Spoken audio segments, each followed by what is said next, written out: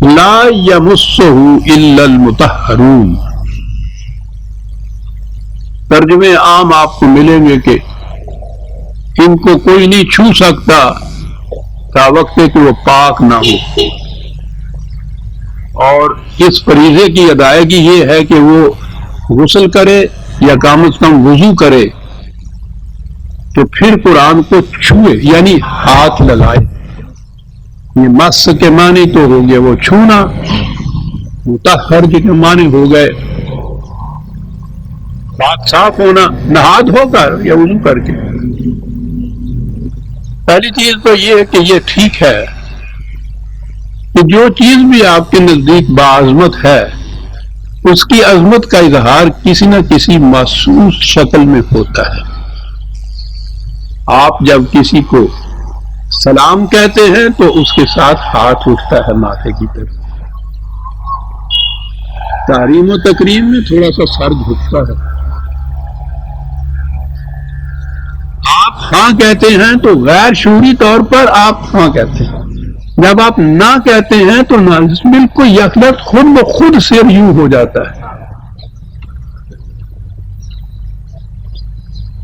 یہ آپ کے دل کے جذبات بلکہ خیالات تک جو ہے اس کا اظہار غیر شعوری طور پر بھی آپ کے محسوس اجزاء کی اعضاء کی نقل و حرکت سے بھی ہو جاتا ہے. اسی طرح سے یہ میں سمجھتا ہوں کہ قرآن کی عظمت کی یہ کیفیت ہے کہ یہ نہیں ہے کہ گندے اور غلیظ ہاتھوں سے ناپاک طریق کے اوپر بھی ہو تو قرآن کو اس طرح سے پکڑ لے. ٹھیک ہے یہ بھی ایک چیز ہے لیکن اتنی سی بات ہی نہیں ہے کہ یہ کیا آپ نے اور قرآن کا یہ جو حکم ہے اس کی تعمیل ہو گئی. وہ حکم تو کچھ اور دیتا ہے اس کے ساتھ. میں عرض کرتا ہوں کہ یہ اگر نہ بھی ہم کہیں کہ خدا نے کہا ہے کہ پاک اور صاف غسل کر کے ہاتھ دھو کے صاف قرآن کو ہاتھ لگاؤ تو عقل انسانی کا بھی تقاضا یہ تھا کہ پاک و صاف ہو کے اتنی باعظمت کتاب کو یہ کھولے. لیکن وہ تو بات ہی کچھ اور کیا گیا ہے. یہ لفظ ہے یمسہ عربی زبان میں جس کو چھونا انہوں نے کہا. لمس بھی ہے عربی زبان میں، مس بھی ہے عربی زبان میں. لمس تو صرف چھونے کو کہتے ہیں. یہ جو مس ہے یہ آپ کے ہاں بھی استعمال ہوتا ہے اتفاق سے اردو میں کہ جی اسے تو لطیفہ سے مس تک بھی نہیں. کیا معنی ہوتے ہیں اس کے؟ معنی ہم دوسری کو لفظوں میں کہتے ہیں کہ اس نے تو اسے چھوا تک نہیں. اس کے معنی یہ نہیں ہوتے کہ اس نے ٹچ نہیں کیا اس کو. اس کے معنی یہ ہوتے ہیں کہ ذرا بھی نہیں سمجھا، اسے اس کا ادراک ہی نہیں ہے، فہم ہی نہیں ہے، سمجھا ہی نہیں ہے، جانتا ہی نہیں ہے، ادراک ہی نہیں ہے. یہ معنی ہوتے ہیں. عربی زبان میں بھی لمس اور مس میں یہ فرق ہوتا ہے. مس کے بنیادی معنی ہی وہ طلب و جستجو اور پا لینا کسی چیز کو کہتے ہیں، حاصل کر لینا، ادراک ہونا اس کا. شرط اگلی یہ لگائی قرآن نے، اس کا ادراک کیسے ہو سکے گا؟ اب اگلے لفظ ہے مطہرون. ٹھیک ہے طہور طہارت یہ لفظ جو ہے اس کے معنی جسمانی پاکیزگی کے بھی ہیں لیکن جسمانی پاکیزگی نہیں. قرآن میں دیکھیے تو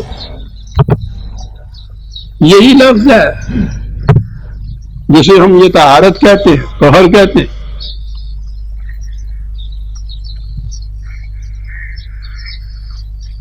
5/41 میں یہ اولئک الذین لم یرد اللہ ان یطہر قلوبہم.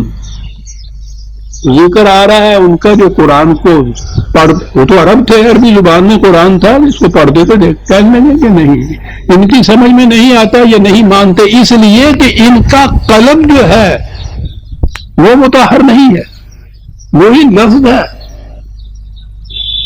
قلب کا پاکیزہ ہونا. اب پاکیزہ بھی نہیں ہم لفظ استعمال کرنا چاہیے، معنی پھر وہیں چلے جائیں گے. اب قلب کی پاکیزگی جو ہے اس کے لیے کیا کیا جائے؟ انہوں نے تو جو بنا لی نا اپنے ہاں کی افسانے. نبی اکرم صلی اللہ علیہ وسلم کا پھر وہ معراج کی شب جبریل نے آ کے سینہ چاک کیا تھا پھر اندر سے دل نکالا تھا، پھر زمزم کے پانی سے اس کو دھویا تھا، پھر اس کو پاک صاف کر کے پھر اندر آ کے تو ٹانکے لگائے تھے. اب وہ تو وہ قلب کا صاف کرنا ہو گیا، وہ تو وہ ہو گیا. اب اور کس کا قلب اس طرح سے صاف ہوگا؟ پاکیزگی قلب و نگاہ روز ہم بولتے ہیں لفظوں کو، صاف ہونا، اور بات بالکل صاف ہے. قرآن کے مقاصد و مفہوم اور مطالب کو سمجھا نہیں جا سکتا تا وقت ہے کہ انسان خالی ذہن ہو کر اس کی طرف نہ آئے.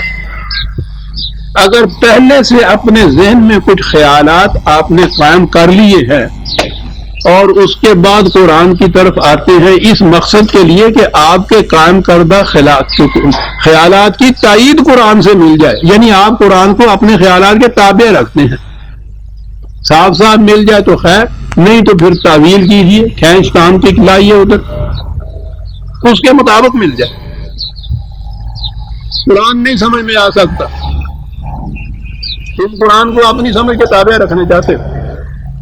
قرآن سمجھ میں آئے گا کہ پہلے سے دماغ میں کوئی عقیدہ، کوئی مسلک، کوئی تصور، کوئی نظریہ یہ نہ رکھا ہوا ہو، خالی اس ذہن ہو. اس کو کہیں گے دماغ کی تطہیر، اسے کہیں گے طہارت قلبی. طہارا کے معنی ہوتا ہے دور کرنا کسی علاج کا.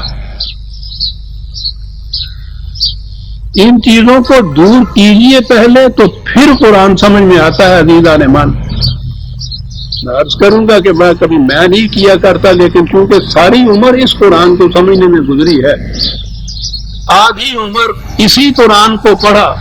کچھ تھوڑی بہت عربی بھی جانتے تھے، بہت پڑھا، تفاسیر پڑھی، روایات دیکھی، قرآن کو پڑھا. قرآن سمجھ میں نہیں آیا اس لیے کہ پہلے سے ذہن کے اندر معتقدات موجود تھے، وہ سارے دوران میں وہ اپنے مقام پہ جمے رہے. جہاں کسی طرح سے بنص صریح یا اشارتاً کنایتاً ان کی تائید میں کچھ مل گیا، سبحان اللہ ہم نے کہا. جہاں نہیں ملا ہم نے کہا کہ نہیں، ہم سمجھ نہیں سکے. بات تو وہی ٹھیک ہے جو ہمارے دماغ میں ہے.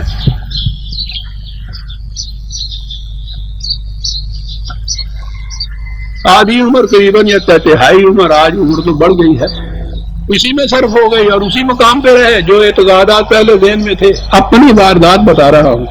اور جب یہ بات سمجھ میں آئی کہ قرآن سمجھا اس صورت میں جائے گا. لا الہ پہلی ضرورت ہے صاحب اس کے بغیر، لا الہ کے بغیر الا اللہ تک پہنچ ہی نہیں سکتا. وہ تو کیا پوچھتے ہو خدا تعالیٰ کی یہ کیا کر گیا؟ وہ دو فکروں میں، دو لفظوں کے اندر بات ساری کہہ گیا ہے. لا الہ ہے تطہیر قلب و دماغ. ہر قسم کا الہ دماغ سے الگ ہو جانا چاہیے. یوں خالی اس ذہن ہو کر قرآن کی طرف آئیے اور پھر دیکھیے کہ کس طرح الا اللہ سامنے نہیں آتا. لیکن جہاں صورت یہ ہو کہ کوئی شے قرآن کی جو ہے آپ کے کسی پہلے سے قائم کردہ عقیدے، کسی بزرگ یا اسلاف میں کسی کے قول، وہ بھی تو ہمارے ہاں یہ درجہ لیے ہوئے ہیں نا، اس کے خلاف ہوا اور آپ کانپ اٹھے کہ ہیں اس کے خلاف یہ بات نہیں نہیں نہیں نہیں، میں سمجھا نہیں ہوں. بہرحال قرآن یہ نہیں کہہ سکتا، یعنی جو انہوں نے فرمایا ہوا حضور نے اس کے خلاف نہیں کہہ سکتا. عزیزان ایمان پہ سب سے پہلے تو اپنا حضور نکال لیا دماغ سے، پھر اس کے بعد ہر انسانی حضور کو دماغ سے نکال لیے. پھر حضور باری تعالیٰ آئے گا، خالی مکان میں آئے گا، پہلے سے بسا ہوا ہوگا ذہن اور قلب کے اندر کوئی اور، تو وہ اس صورت میں نہیں آئے گا. یہاں عام طور پہ ہم اس مکان میں داخل نہیں ہوتے جہاں پہلے سے کوئی بسا ہوا ہو. پہلے کہتے ہیں کہ صاحب اس کرایہ دار کو نکالو پھر ہم جائیں گے اندر. قرآن اور اس کے بعد اگلی بات عزیزان ایمان، جب آپ کسی فرقے سے متعلق ہو جائیں گے تو قیامت تک قرآن سمجھ میں نہیں آئے گا. اسلام تو وہ ہوگا جو اس فرقے کے معتقدات ہیں، انہیں آپ چھوڑ ہی نہیں سکتے. قرآن کو کیا سمجھو گے؟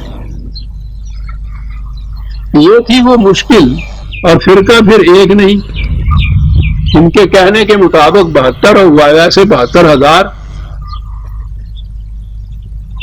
تو قرآن کس طرح سمجھ میں آئے؟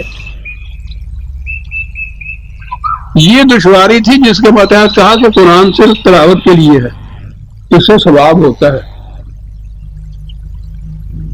کچھ اپنے پاس رکھ لیا کرو اور کچھ پارسل کر کے مردوں کو پہنچا دیا کرو، بس اس کا مصرف یہ رہ گیا، بس وہاں تو یہ ہوا، باقی رہا قرآن سے اسلام کو متعین کرنا، عقائد متعین کرنا، زندگی کے مقاصد متعین کرنا، یہ سارا کچھ جو ہے وہ روایات نے، فقہ نے، تفاسیر نے وہ کر دیا، وہ تمہارے فرقے نے کر دیا ہے تمہارے لیے، یوں کہیے نا